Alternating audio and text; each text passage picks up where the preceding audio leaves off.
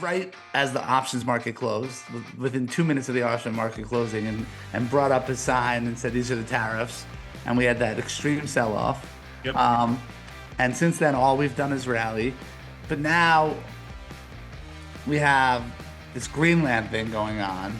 It's pitting us against the world in both scenarios. One is with tariffs, where we're saying we're going to put tariffs on everybody. So it's everyone versus us, right? Yep. And the Greenland thing too is we're taking Greenland, and there's no one else that's saying good idea, U.S. Everyone's first of all, but don't confuse this with a quote. Don't bucket us all into the U.S. This is one psychopath. Okay, this is nobody else. There's no support for this in Congress. There's no support for this in the Senate. There's not even support for this outside of a few small advisors. There's no support for this anywhere in the world or any of our allies. There is no support for this. Hello and welcome to episode 3 of The Drift with Sosnoff and Mesh. I'm loving this and I'm excited to be here as always. Tom, I really have reached a point in my life where I'm doing exactly what I love when I'm speaking to you once a week. The fact that I was able to move that from once a month to once a week, I feel really appreciative of that. And I just want to make it great. And we left off last week talking that we were going to talk about single points of failure. And in a market right now where it's been since November, I think, early November, since we hit our highs. We're in mid-January now, so we're like 3 months without setting new highs in the market. Then you start to look down and say, what could happen? Where could we go? And when we look at that for 2026, what could really derail us? Representative. I mean, it's funny, the concept of single points of failure is really interesting for someone like both of us, because we're both fintech entrepreneurs, and we're both kind of like, we do our own stuff, we build our own stuff. And when you do that, obviously, Adam Mesh Inc. is, you are the single point of failure. Tom Sosnoff stuff, I've always been, a part of the single point of failure, and I think that it goes way beyond that when you start to think about, individuals at different companies, and when you start to think about, even in the political arena, certain people, there's no doubt that, that I'm not so sure that people really appreciate. Peter, we hear you talking. I don't know if your mic or whatever is not muted, but.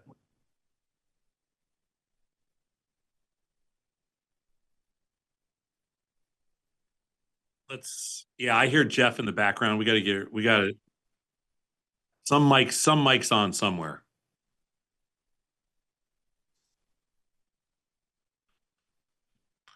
We start over? I don't know how to repeat myself. I'm bad at that. Should I start over? Yeah, we'll start over. Okay.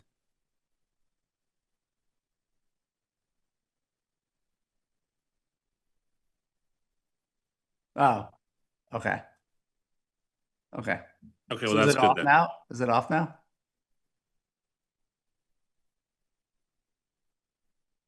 I don't hear him. So Tom, I think you could start with Adam Mesh, Tom Sosnoff, single points of failure, and then move from there. Yeah. So, Adam, you're a fintech entrepreneur. I'm a fintech entrepreneur. I mean, in our own respective worlds, we're both single point of failure. Or we both present a single point of failure to investors, to customers, that kind of thing. I think that on many scales, I mean, we're obviously not public companies, so it's a little bit different. But I think that, when you get the public company arena, there are definitely companies that have, single point of failure. I've talked extensively about Michael Saylor being a single point of failure for Bitcoin, actually. And I think there are interesting situations like that. There are certain companies that potentially could be single points of failure too. And then there's also politicians that, present a lot of risk. There's no question, as far as the world, we talk about leaders of the world, and specifically leaders of the free world. Trump, for better or worse, presents another single point of failure, in his own way. Um, and I don't, and I don't usually look at single point of failure as a good thing. I think it's a dangerous thing, of course. So I think just being aware that of like sometimes people aren't aware of the risks in the marketplace or the risks of their investments. And I think that's something that, we look at, um, at least I look at when I'm considering, making investments or I'm considering investing in something. I think that's a decent part, a decent variable in the equation of whether or not to proceed. So companies, individual companies that could be single points of failure. Well, I mean, you would argue, I think, and it didn't necessarily work out that way, but I mean, I would think that at the time, I looked at Steve Jobs when he was sick as a single point of failure. Now, if you look back, at the last whatever it is, 15 years since he died, it didn't play out that way. What um, about what about now? Like Tesla, Elon Musk is a single point of Well, I failure. mean, there's no question Elon Musk, I mean, he's got his paws into, SpaceX and XAI and Tesla and whatever else. I mean, I would think that all of those companies would be, I don't even know what the future of those But companies would that's, be. I guess I need to define single point of failure because for me, it was kind of like that Michael Saylor conversation where Yeah. Bitcoin implodes, MSTR goes down, it takes the market down with it. So Elon Musk would be a single point of failure to Tesla. But he'd also But be a single point of failure for like I mean, maybe not today, but at the time it would have been in the whole electric car movement. okay, and that's what I'm more talking about. Like, Yeah. what's the domino that sends things that you never considered being related to it down? Well, in the tech world at the time, it probably would have been Steve Jobs. I mean, now you'd probably have to look at it and say, "Wow, it's probably Jensen Huang type thing." And then that's more like something if something happened to him that would cause. Right, there'd be a ripple effect, and Sam Altman, that kind of thing in the world of AI, both the software side and the hardware side. I think that those two, would be, you could argue that those two would set the industry back quite some because investors would be nervous. I think what keeps me awake at night is whenever I hear about these catastrophic market events, not only would I have not been able to see them coming, I wouldn't have understood them to even see them coming. So if you look at the mortgage crisis, and what happened with collateralized debt, I never would have understood that scenario. When you look at the book, when Genius Fails, and what was going on with them that almost brought down the market. We're not even seeing what's going on there, and I guess that's what I'm wondering is what is it that I'm not seeing I that don't know that's that there's significant? anything that you're not seeing. I just think that it's something to be, um, it's just something to be aware of. I don't necessarily think that there is, I don't think that there's something that you can do about it. I just think that, sometimes we get a little bit foolish in thinking that um, there's no risk or that, I don't think we look at all the, you know, potential areas of risk. I'm not suggesting that that should hold you back at all. I'm just suggesting that it should make you be reasonable. Like you're never going to be all in on something. Is it Michael Burry? Is that how you say his name? Michael Yeah, Burry from The Big yeah, Short. So he was played by Christian Bale in The Big Short, and he profited from the mortgage crisis. He has a newsletter now, a subscription newsletter. I think it's $39 a month, 76,000 subscribers, talking about AI sell-off as one of the lead topics lately. Just just interesting to note, yeah. that He's an interesting character. I can't decide if it's, listen, I don't buy into any of the, hey, I called this, down move. So did 50,000 other people if you call every move. But he is interesting, and he's, you know, I enjoy some of the topics. I think, you know, some of it's self-fulfilling. I'm not sure how much different he is from Teresa Caputo type of thing. I don't know. I've never been a huge fan of people that just get up there and say, to sell a newsletter, to do whatever. Um, I'm not really sure why he sells a newsletter. Well, I think $39 a month times 76,000 is pretty good. I'm not saying it's not. I'm just, Right. if you're a multi-billionaire, I'm not sure that what that model is. Right. I guess maybe like the same way someone who, Aaron Rodgers playing football in his 40s. Like he doesn't need to be. It's the winning, the being right in front of an audience, maybe. Yeah, except sometimes I wonder with professional athletes, I kind of think that even though we all think that they don't need to, I kind of think that they need to. Like I'm not I don't know about Aaron Rodgers, but and I think there's definitely some athletes that probably don't need to, but I don't know if Tom Brady needed to play when he was 45.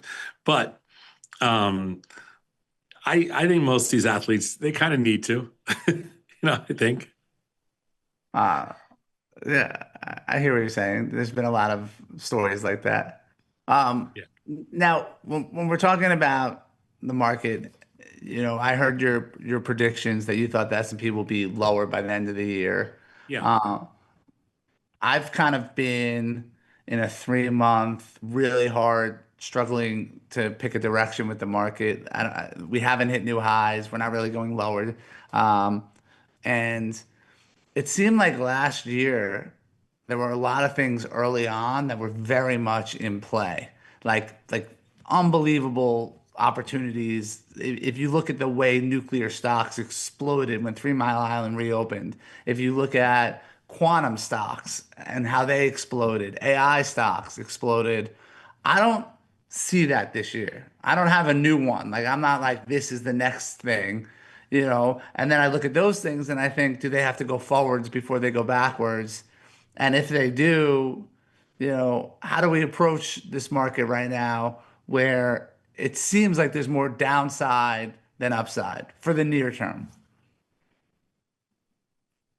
That's a very fair question. I would agree with you that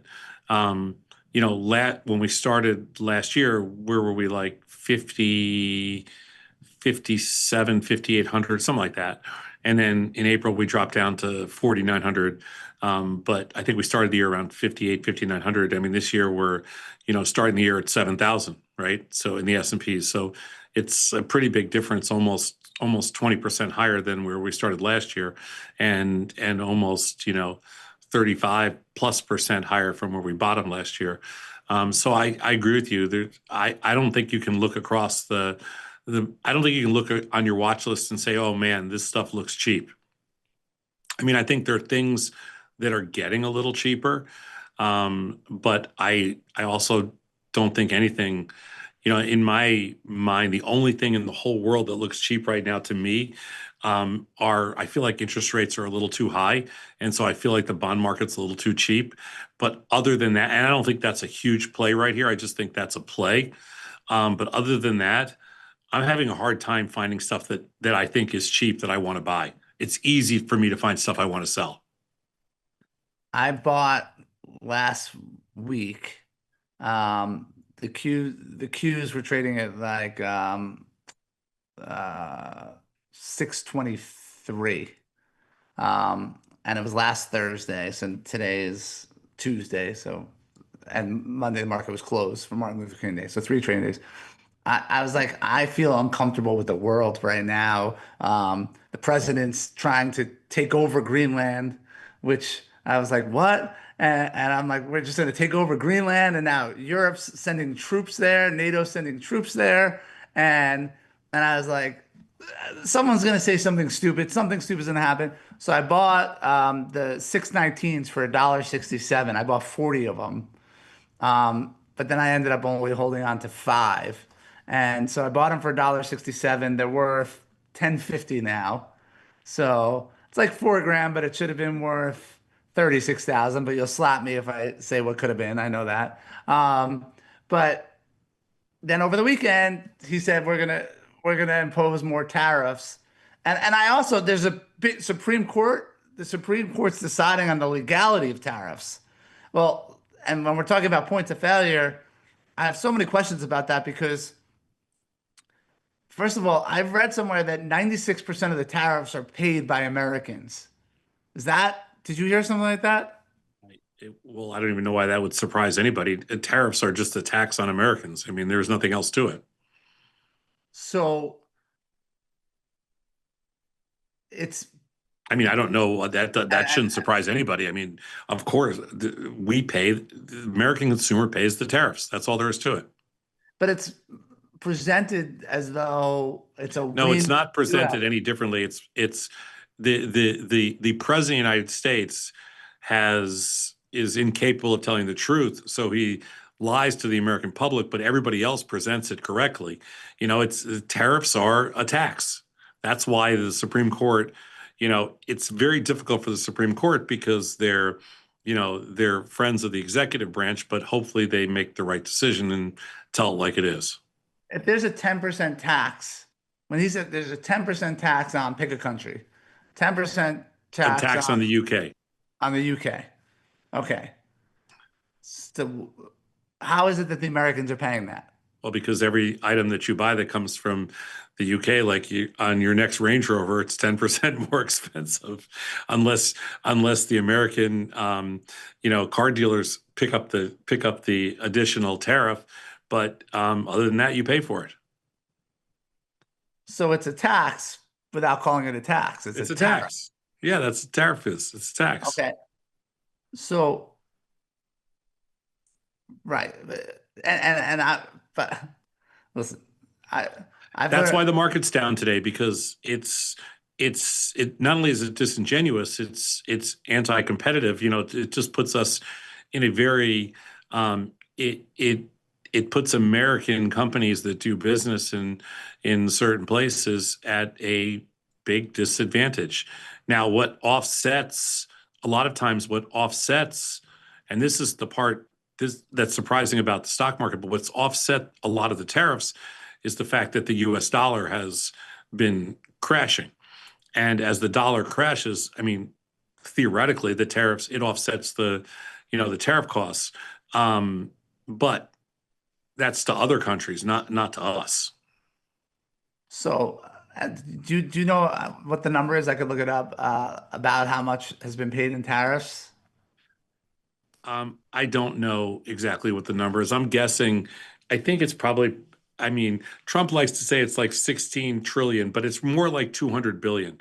I mean, he's pathological in Says his lies. 195 to 217 billion. Okay, there you go. So I was pretty close to spot on, but he likes to say trillions, but again, he's pathological. So that's all there is. So let's see. I just want to, how much of the tariffs have been paid by Americans? Well, the majority are, but some of the companies have eaten, like, some car companies have eaten the tariffs because they want to keep their sales up. Sometimes American corporations eat the tariffs. Um, 96%. okay, there you go. 96. So now, so okay, so this is what I'm getting at. So there's a Supreme Court ruling, and by the way, I'm not being political to the point where I just took the Instagram app off my phone because I can't stand looking at political discourse anymore, and I felt like it was the most negative thing in my life. Okay, Um, then yeah, then so yeah, so cut it this out of your isn't life. political. This is just trying to understand the economics. But when the president says, if they rule against me, if they rule against these tariffs, then we're going to have to give all that money back. Wouldn't it then be going back to the Americans? Would that mean everyone will get a check? Like, what's that mean? If the Something Supreme to Court that. ruled that Well, something, I don't think that's the way they'll rule it, but yes, that would be the logical thing. I mean, if you were a company and you defrauded somebody out of some money, you'd have to pay them back. If you're the, US executive branch and you essentially defrauded the American consumer out of $200 billion, you got to give it back. what do you think happens? I don't know that the Supreme Court will rule in such a binary state. If the Supreme Court was being objective, they will rule that. See, the problem with tariffs is that this is the worst economic policy in probably the history of this country. But the stock market hasn't, the stock market hasn't rolled over yet because our, the companies, the structure we have here feeds everything into the American economy. So we have a very strong, economic foundation here, and we've been able to maintain these very lofty levels of listed markets. I'm not sure that if the Supreme Court rules against that, there's anything that's going to be. I don't know if that will be interpreted negative at all. I think it'll probably be a positive. If they ruled against the tariffs. Well, I mean, Trump's policies are not widely there. Nobody likes them. They're not well accepted by economists and most smart people think that this is a horrible economic policy and don't really understand it. So I think it'll be viewed as a positive if it gets overturned by the Supreme Court. Positive in that the market would go up. Positive in that the market would go up. And so, I mean, that the two biggest market moves we've seen in the last 2 years was March, April 2025, Yes. where Trump went on after 4 o'clock, right when the market closed, Yep. right as the options market closed, within 2 minutes of the option market closing, and brought up his sign and said, "These are the tariffs." And we had that extreme sell-off. Yep. And since then, all we've done is rally. Yep. And Well, the now, market's gonna discount any political fundamental news, any of that. The market's eventually going to discount. It's going to get emotional at first, which is what the whole tariff thing did, and then it discounted it, and then brought prices back into where it thought they should be. I see nothing different happening this time, other than we're just starting from a higher level. but right, but now we have this Greenland thing going on, where the That's U.S. completely different. Yeah. the U.S. wants. Well, it's not completely different because it's the same thing. It's pitting us against the world in both scenarios. One is with tariffs, Hmm. where we're saying we're going to put tariffs on everybody, so it's everyone versus us, Yep. right? And the Greenland thing too is we're taking Greenland, and there's no one else that's saying good idea, U.S. Everyone's offended First by of all, that. but don't confuse this with a quote. You don't bucket us all into the U.S. This is one psychopath. Okay, this is nobody else. There's no support for this in Congress. There's no support for this in the Senate. There's not even support for this outside of a few small advisors. This is not, there's no support for this anywhere in the world or any of our allies. There is no support for this. This is one person who's lost his mind. I mean, let's not try to defend, you know, his psychosis. I mean, let's not, it's indefensible. These are our allies. These are not, this is a ridiculous argument. This is something that, you got a bug up his butt about this from somebody. Who knows? It's not, I doubt it's his idea, but who knows? And there's no support for this. This is not America. Americans are 96% against this. This has nothing to do with America. This has one person. Uh,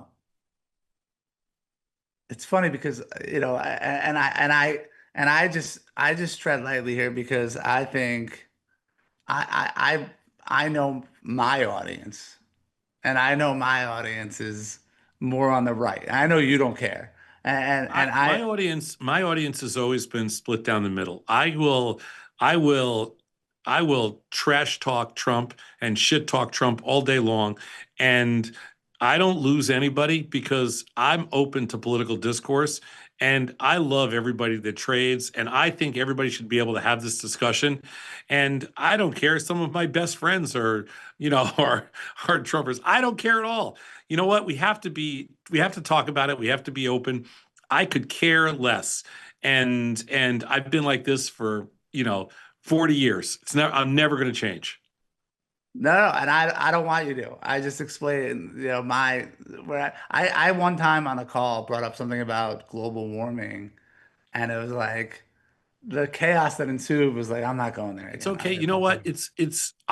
I love, I'll get 10 times as many emails when I trash somebody that people like. And I'm all for it. And people will end up saying, you know what? Love you, but hate the way you think. Okay, great. I'm cool with that. That's cool. Like, you know what? We don't all have to think the exact same way. But I do think that Americans have gotten to the point, this is not something where this is not a 50-50, especially Greenland and certain things. This is not a 50-50 thing. This is going to be a this is a very dramatic change. And right now, with respect to Trump, you have an incredibly unpopular president who is in a lot of trouble and refuses to recognize it. Just talking about though the us against the world, which is with the tariffs and now Greenland.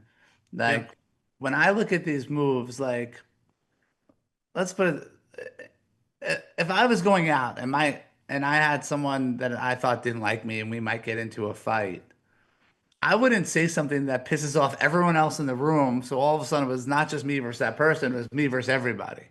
And when we like go after Greenland right now, Yeah, but like you don't think, at a certain point, when we talk about single points of failure, there could be a massive yeah, move to alienate the US because it already is happening. But you, the guy gets off on this. This is his.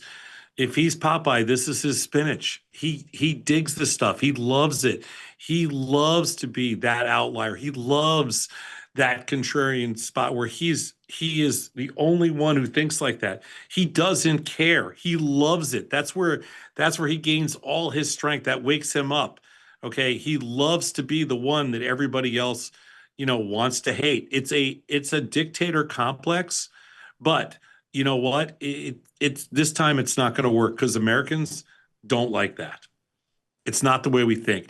We are a nation where we want everybody to like us. We do that's what not I want. thought. Well, We I don't, do, of course. yeah. We're the friendliest nation in the world. You ever go around the world and say hi to somebody on the streets? Doesn't work. Like nobody talks to you. I mean, you're from New York, so it's a little different because people there, not everybody says hi. But you go around the rest of the world, you go to Eastern Europe, you go to Asia, you go anywhere. People do not say hi. They don't talk. Americans will tell you their whole life story if they met you for 30 seconds. We are a very, very friendly culture. And we don't like when people don't like us. And but Trump is trying to flip the switch on that. He doesn't care. He likes it when people don't like him. By the way, I went to school in Michigan. That was the first thing I noticed when I went from the East Coast to Michigan was how everyone looked you in the eyes and said hello. And I It's was the like, that's so Midwest, man. cool. It's the The Midwest. Midwest is Everybody great. here. It's the Yeah. best thing about Chicago. Everybody is friendly in the Midwest. But uh, play this out now. So we have this going on right now, but I don't know. I don't know where it goes. I don't know who else gets offended. Um, but if these countries wanted to get together and say we got to teach the US an economic lesson, would it be with our bonds? How would No, they they? can't. It'd They be can't. incredibly difficult. Nobody wins teaching the U.S. a lesson. Like you cannot win. The U.S. is everybody needs the U.S. and we need everybody else. I mean, it's like this is a global economy. Trying to create and trying to be essentially to isolate yourself um, economically is would truly be a disaster. And I don't think that anybody in Europe or anywhere else in the world would benefit either. The U.S. is an integral part of almost everybody's economy, and because we have all the money, and all the money flows through us, and everything's based in dollars, and you know, yada yada yada yada yada. It's impossible to break that apart. You can retaliate different ways, but this this is a global world. That's not going to change. If it does, we are in so much trouble.